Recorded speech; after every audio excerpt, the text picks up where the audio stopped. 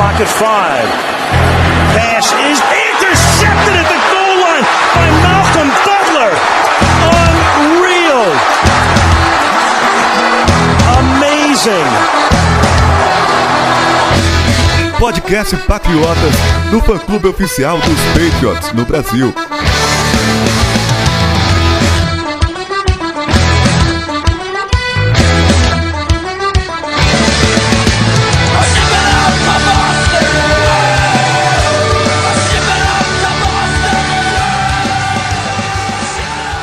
Fala aí, galera do Patriotas, aqui é Sidney, nós estamos chegando aqui com o podcast 92, vou fazer esse podcast em parceria com o meu amigo Arthur. Tudo bom, Arthur?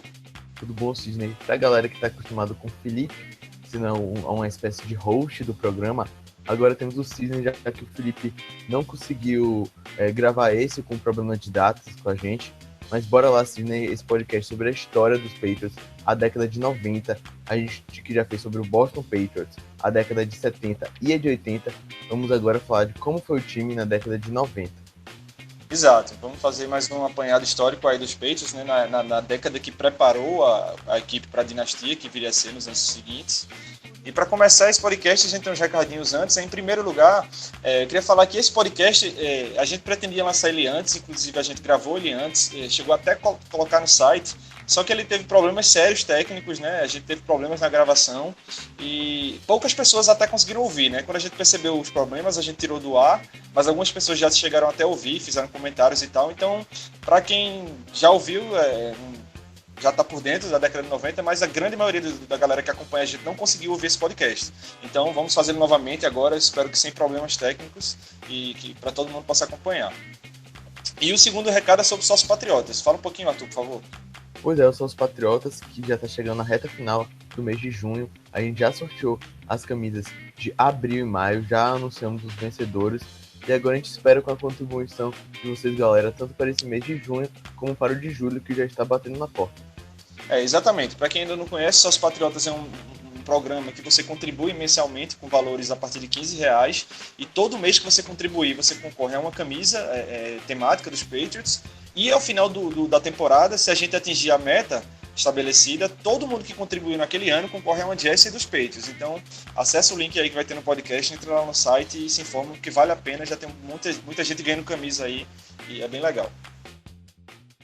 Hey, come on now, fellas! We've got to answer the bell. Now let's go! Let's go! Bom, galera, para começar esse nosso podcast sobre os Patriots da década de 90, né? Começamos do ano de 1991. Pois é, no ano de 1991, a gente não poderia esperar tantas coisas do New England Patriots, já que, recapitulando como foi a década de 80, no finzinho dela, no último ano da sua década, em 1990, o time foi 1-15, conseguindo um dos piores recordes da história da franquia e também da história da NFL. E foi isso no ano que aconteceu, né? Um time que foi muito mal na temporada anterior, seria muito difícil conseguir reunir forças e crescer tanto no ano seguinte. E os Patriots acabaram em último da AFC East com apenas 6 vitórias no ano. Exato. A parte dentro do campo foi bem sem muito o que se falar, um péssimo ano pra gente. Mas fora do campo ele teve um marco importante, né? Porque 91 foi o último ano em que os Patriots tiveram como dono um cidadão chamado Victor Kian. Porque em 1992, o segundo ano aqui da nossa década, os Patriots conheceram o terceiro dono da sua franquia, chamado James Ortwine. Então o James Ortwine recebeu os Patriots desse Victor Kian, que o Kian tinha uma dívida alta com o Ortwine e cedeu os Patriots, né, para o James Ortwine como moeda de troca. Então nosso time nessa época chegou a ser moeda de troca entre devedores milionários. Pois é, mas mesmo com toda essa mudança de comando nos bastidores dos Patriots, os resultados dentro do campo continuaram péssimos. O time só conseguiu vencer míseros 2 partidas na temporada de 1992. Olha isso. E esse péssimo desempenho da equipe dentro dos gramados acabou culminando na demissão de Dick McPherson. Bom, com a demissão do Dick McPherson, em 1993, no ano seguinte aqui da nossa caminhada, os Patriots contrataram um novo técnico, o head coach, o Bill Parcells, que estava no Giants. Então, é uma figura bastante conhecida para a galera que acompanha a NFL, já ganhou o Super Bowl com o Giants. E além dessa mudança dentro de campo, a gente mudou as cores do uniforme, né? Saiu daquele uniforme branco e vermelho que a gente tinha antigamente para o uniforme azul e prata predominantemente, que é o que a gente tem até hoje com algumas mudanças. Além da demissão do Dick Matheson em 92, apenas 2 técnicos sobreviveram à demissão geral em New England, que foram Dan Scarnecchia e Bob Greer. Eles foram os únicos remanescentes da comissão técnica da temporada passada para o ano de 1993. Como os Patriots foram muito, mas muito mal em 1992, o time acabou conseguindo a primeira escolha geral do draft de 1993 e com ela selecionou o QB Drew Bledsoe, um dos melhores da história da franquia. Ele foi titular da equipe até a era Tom Brady. Essa temporada 93 teve esse marco do Bledsoe e ela teve uma curiosidade extracampo também, assim como a anterior, que houve um rumor muito forte de que os Patriots se mudariam de New England para St. Louis. Para vocês terem uma ideia de como esse rumor foi forte, surgiu até o novo logo da equipe, né? O nome seria o St. Louis Stallions. Inclusive no último jogo da temporada regular, que já foi no dia 2 de janeiro de 94, a torcida foi para o Foxborough Stadium com a sensação geral de que aquele seria o último jogo dos Patriots em New England. Assim como todas as mudanças que aconteceram de 91 para 92 e de 92 para 93 nos bastidores, todos esses rumores de uma possível mudança da equipe de cidade, os resultados dentro de campo continuaram ruins para os Patriots, com o time só vencendo 5 partidas. A temporada de 1993 também marcou a última de um dos ídolos da equipe, o linebacker Andrew Tippett, que futuramente viria a ser Hall of Famer da NFL. Bom, começando o ano de 1994, né, vocês já perceberam que a gente está alternando muito a questão dentro de campo e extracampo. Começamos com uma das principais notícias extracampo da história da franquia, né? Depois de toda essa confusão que a gente falou de 93, com rumores de que o time sairia da região de New England, em 94 o time foi comprado por um cidadão chamado Robert Kraft por 172 milhões de dólares, que se você pensar que hoje esse valor é um valor pequeno para o valor de uma equipe da NFL, naquela época, em 94, foi o maior valor já pago por qualquer equipe de qualquer esporte nos Estados Unidos. Então, nosso querido Bob Kraft chegou na franquia em 1994. Pois é, Cid, mas muitas pessoas acham que Kraft só começou a se importar com os Patriots em 94, quando ele realmente comprou a franquia, mas na verdade não. Ele teve um papel muito forte nos bastidores para evitar a ida do New England Patriots para St. Louis, na época que o time era comandado por James Orfalin. Kraft, que era detentor do Foxborough Stadium, estádio que os Patriots sediavam suas partidas da NFL, acabou recusando uma proposta milionária de 75 milhões de dólares para vender o seu estádio para Orfalin, sendo que Kraft tinha comprado por 22 milhões de dólares, ou seja, seria um baita negócio para ele, mas ele acabou recusando. Por quê? Caso ele tivesse aceitado essa proposta, não teria mais empecilhos para o time se mudar de New England para St. Louis. Bom, então a vinda do Robert Kraft trouxe boas energias para o time dos Patriots, para dentro do campo, né? Então, finalmente a gente começou a ter resultados interessantes. Depois de um começo ruim de temporada, com apenas 3 vitórias e 6 derrotas, os Patriots conseguiram uma arrancada fantástica no final, fecharam o ano com 10 vitórias e 6 derrotas, ou seja, 7 vitórias consecutivas na final da temporada, e se classificaram para os playoffs pela primeira vez desde 1986. Destaque dentro de campo nesse ano para o segundo anista Drew Bledsoe, o quarterback que foi selecionado na primeira rodada do ano anterior. Bledsoe bateu o até então recorde da liga de mais passes tentados, completados e lançados por jogo, quando ele lançou incríveis 70 passes contra o Minnesota Vikings. Na pós-temporada, todavia, o time acabou sendo eliminado para o Cleveland Browns na rodada de wildcard por 20-13. Quem era o técnico dos Browns, Sidney? Nosso querido Bill Belichick. Bom, a temporada de 95, né, seguindo aqui, a gente não conseguiu manter em campo essa boa ascensão da temporada anterior e terminamos com apenas 6 vitórias e 10 derrotas, né, em quarto lugar na AFC East. O Drew Bledsoe, que jogou tão bem, como o Arthur falou, na temporada de 94, ele não conseguiu repetir essas atuações, teve uma queda realmente significativa em 95 e terminou o ano lançando para 13 touchdowns e 16 interceptações. Apesar dos maus resultados dentro de campo, o time no recrutamento deste ano conseguiu selecionar o cornerback Ty Law, que viria a ser um dos melhores da história dos Patriots, que viria a ganhar anéis com o time na década de 2000. E além do Ty Law, também foi selecionado no draft o running back Curtis Martin, né? A gente vai falar dele bastante nos anos seguintes aí. E logo na sua temporada de calouro ele foi eleito para o Pro Bowl e foi eleito o calouro ofensivo do ano. Na temporada 96, ela acabou marcando o grande ápice dos Patriots na década de 90. Após largar 2-0, o time conseguiu se recuperar e conseguiu um recorde de 11-5, o primeiro lugar na divisão, uma classificação direta ao Divisional Round. Naquela temporada também, os Patriots tiveram diversos destaques entre seus jogadores, com 6 Pro Bowlers, o tackle Bruce Armstrong, o quarterback Drew Bledsoe, o tight end Ben Coates, o running back Curtis Martin, o defensive end / linebacker Willie McGinnis e o kick returner Dave Maggett, além de 2 second team All-Pros, que foi Bruce Armstrong e Dave Maggett. No caminho aí, né, nos playoffs, né, logo no Divisional Round, a gente pegou um rival de peso, o Pittsburgh Steelers, né, mas o time dos Patriots não tomou conhecimento dos Steelers, venceu por 28-3, com direito a 3 touchdowns corridos do Curtis Martin, né?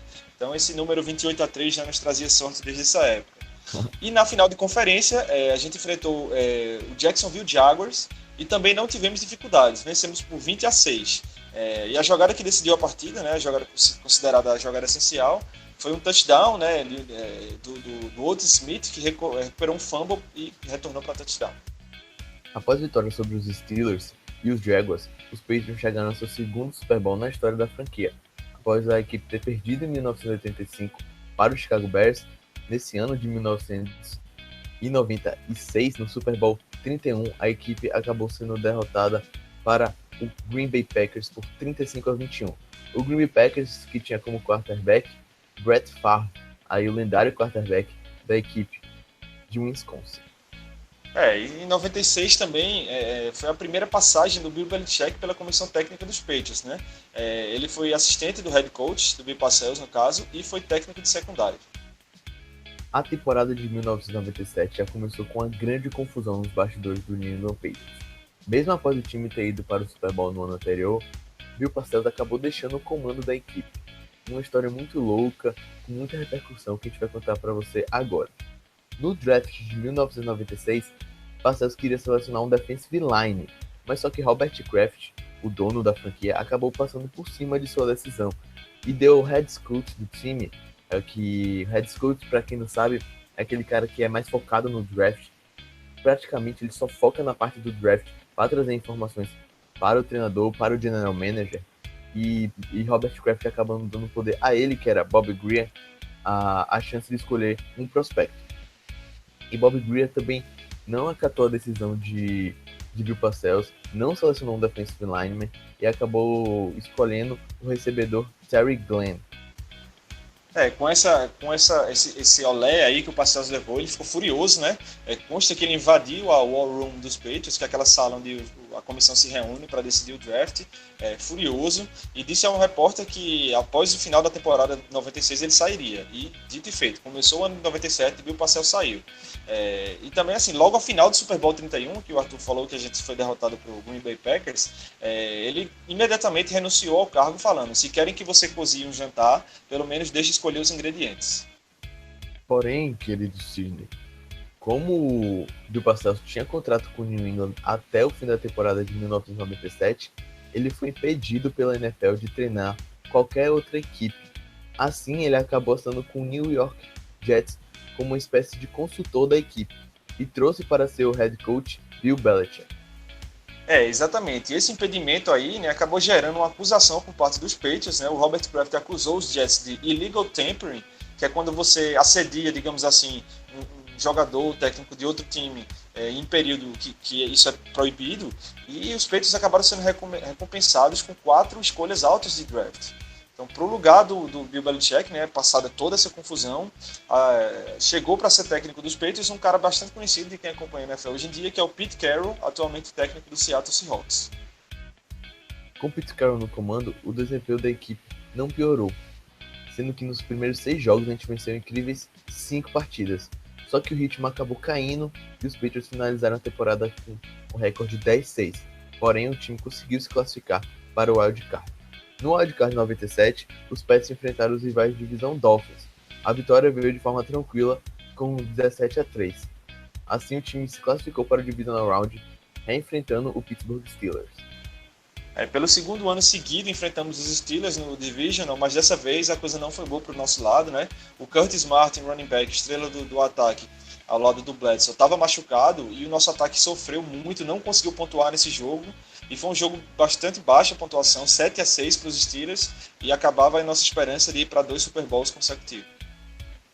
Começando em 1998, uma transferência aí envolvendo Patriots e Jets, né? O Curtis Martin, logo ele, nosso running back, saiu na free agency, não renovou com os Patriots, foi para o New York Jets, e isso enfraqueceu bastante nosso ataque, né?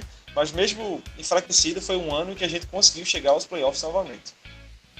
Pois é, Sidney, mais uma vez o time começou muito bem a temporada, com 4-1, mas só que novamente o ritmo da equipe caiu e a gente finalizou o ano com 9-7, ficando em quarto da AFC East, mas como você disse, conseguindo uma vaga para o wildcard.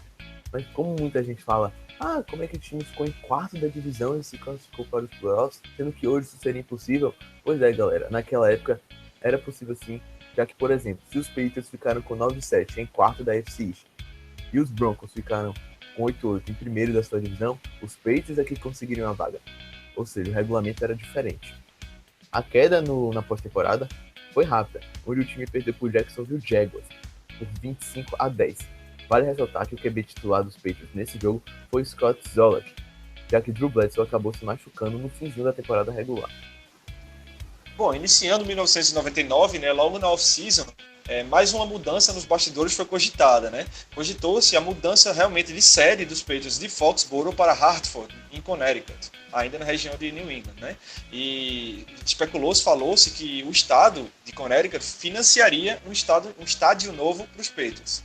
Mas o Robert Kraft, mais uma vez, foi decisivo em manter a equipe, a franquia, na região de Foxborough, e ao invés de mudar para um estádio financiado pelo estado de Connecticut, ele preferiu trabalhar num projeto de um estádio privado na região de Foxborough, e nascia assim um embrião do nosso querido Gillette Stadium.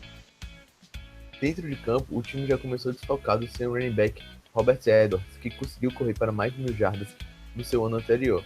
Edwards, que acabou sofrendo uma séria lesão no joelho na off-season, em um jogo na praia, um jogo só destinado a calouros da NFL. A temporada de 1999 marcou também a última de Pete Carroll no comando dos Patriots, já que o time teve um desempenho médio com 8-8. O início da temporada foi bem promissor, né? A gente começou com 6 vitórias e 2 derrotas nas 8 primeiras semanas, porém após a bye week o time entrou numa descendente e acabou em quarto lugar na AFC East, sem vaga para os playoffs pela primeira vez em 3 anos. Como boa notícia desse ano 99, né? No draft a gente selecionou o running back Kevin Falk, que é um cara que está no Hall da Fama dos Patriots hoje, na segunda rodada do draft, né, 99, e o Kevin Falk seria uma peça fundamental na conquista do tricampeonato na primeira metade dos anos 2000. Chegamos na temporada de 2000, caro Sidney. Essa que marca a última da década de 1990 do New England Patriots.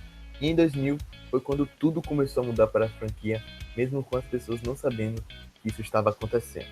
Com a saída de Pete Carroll, Robert Kraft foi atrás do então assistente do New York Jets, Bill Belichick, para o cargo de treinador principal. Essa história foi bem complicada e mais uma polêmica extracampo envolvendo Patriots e Jets, né? Essa rivalidade ela é bem alimentada por questões extracampo. O Bill Belichick já estava acertado como sucessor do Bill Parcells nos Jets, né? O Parcells se aposentou, então estava tudo certo para o Bill Belichick assumir como head coach. No entanto, na coletiva de imprensa do dia seguinte, né, quando ele ia anunciar a contratação do Belichick pelos Jets, o Bill Belichick renunciou. Escreveu, inclusive, tem um caso famoso, escreveu num guardanapo dizendo: eu renuncio como head coach do New York Jets, e depois disso ele deu um discurso para a imprensa falando que não assumiria nos Jets. Então isso foi uma confusão muito grande, isso se tornou uma ação judicial, inclusive chegou até as cortes federais, já que os Jets proibiram o Bill Belichick de conversar com outras equipes e a NFL manteve essa decisão. Então os Patriots acertaram com ele, né, a exemplo de que alguns anos atrás a gente falou tinha acontecido com os Jets, né, que conversaram com o Parcells sem autorização. Os Patriots conversaram com o Bill Belichick quando havia uma proibição e isso acabou fazendo com que os Patriots fossem condenados a enviar para o Jets um pacote de escolhas de draft, inclusive uma escolha de primeiro round, para, enfim, ficar com o Bill Belichick, né? Então, assim, a gente perdeu escolhas de draft, mas em compensação trouxemos talvez o maior técnico aí da história da NFL. Ainda nessa off-season, Bill Belichick já mostrou para que veio logo no training camp. Após os jogadores chegarem fora de forma, sem ritmo de jogo, Bill Belichick falou para a imprensa que o time não poderia ganhar com 40 bons jogadores, enquanto os outros da liga tinham 53. A temporada, mesmo com o comando do nosso querido tio Bill, não foi nada boa, com um recorde de 5-11. O recorde foi decepcionante, né? Mas a grande notícia desse ano de 2000, além do acerto com o Bill Belichick, foi uma escolha de draft de 6ª rodada de um cidadão chamado Thomas Edward Brady Jr., escolhido com a pick número 199, foi selecionado no ano de 2000, né? Certamente o Bill Belichick não via nele nessa época que ele viria a ser, mas foi uma escolha milagrosa aí que a gente conseguiu e que a franquia se beneficiaria por anos, né?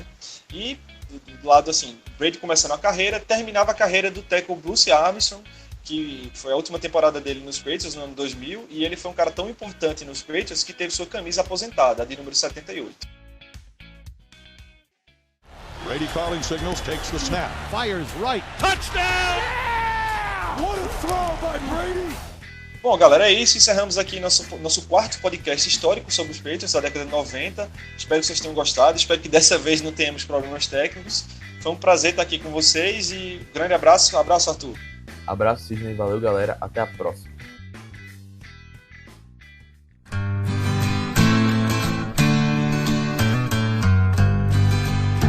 We love our New England Patriots and the way that they play as a team.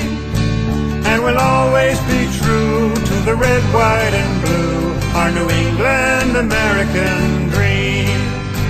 When they take to the field, they don't often yield. They'll bend, but they seldom will break. If the first half should sour, well, there's still half an hour. They'll ignore every bruise, every ache, and they'll pull it all out at the end of the bout.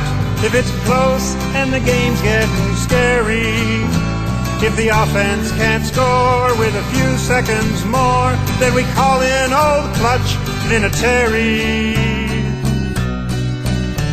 We love our New England Patriots and the way that they play as a team, and we'll all